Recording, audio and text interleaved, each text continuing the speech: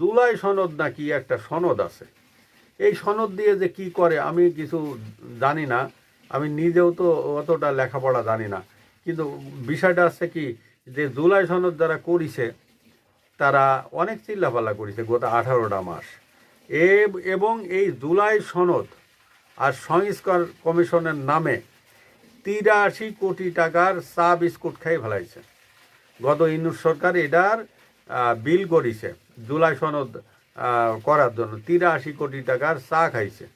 তা চিন্তা করেন, আমার মনে হয় 83 কোটি টাকার চা যদি বুড়িগঙ্গা নদীতে ফেলানো হয় তো নদী আর একটা নদী হয়ে যাবে। এই 83 কোটি টাকার চা তিনি খাইয়ে ফেলাইছেন।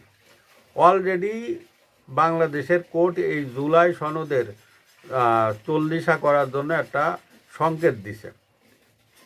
40 পরে এটা দোয়া মাহফিল হবে এবং তারপর যার আপনারা বাড়ি চলে যান।